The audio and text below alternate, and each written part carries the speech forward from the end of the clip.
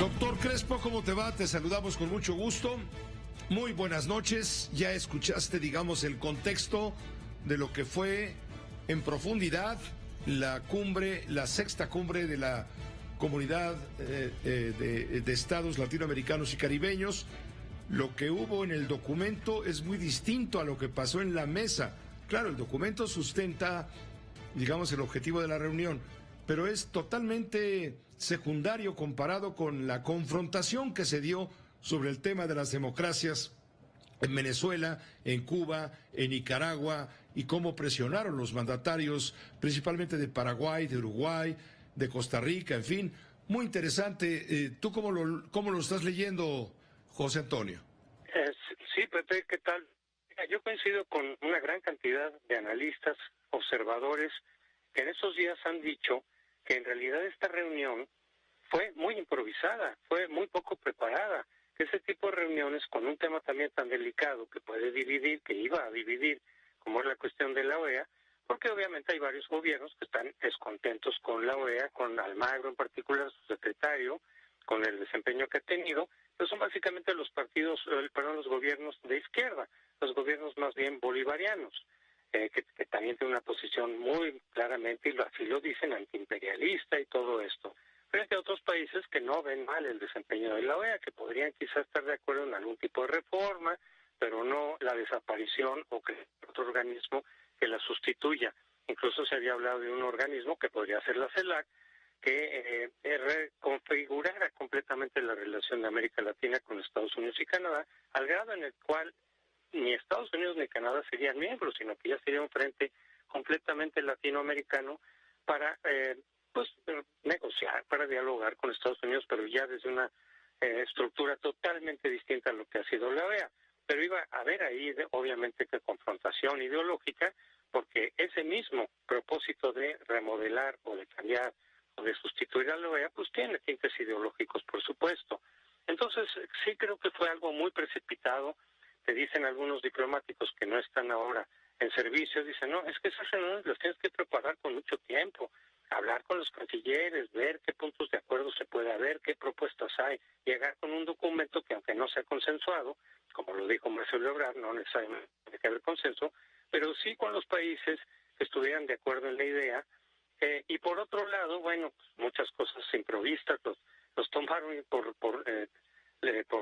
curva, les llegaron así de manera, pues Maduro, que había dicho que no iba a venir y que se sabía de alguna forma que su presencia iba a generar fricciones, como ocurrió, confrontación con otros gobiernos, etcétera, de tal manera que sí los agarró en curva, digamos.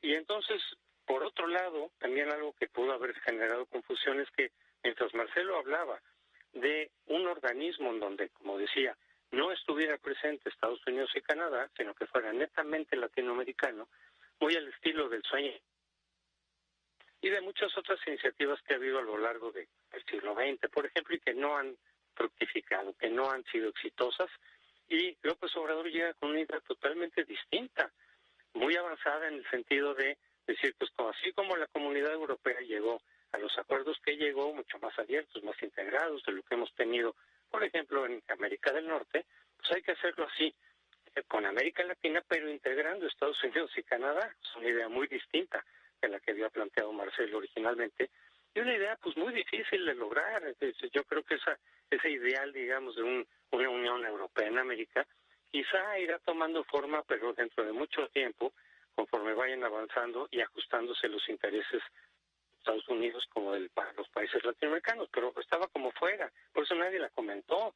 Eso es un fracaso también, que la postura de México, el país anfitrión, el que convoca, el que pone el tema sobre la mesa, pues nadie la secundó, nadie ni siquiera opinó.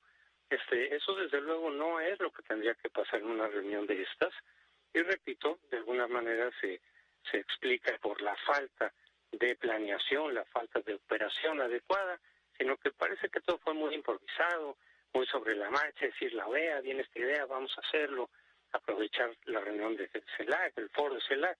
En fin, creo que ahí falló mucho de planeación, mucho de experiencia diplomática, según lo han dicho, repito, muchos diplomáticos, y y pues no va a salir de ahí la cosa, pues no creo que salga, digo, a lo mejor se seguirá hablando un poco que reforma. Se ha cortado la comunicación, se cortó la comunicación con José Antonio Crespo, pero lo esencial está dicho y está claro.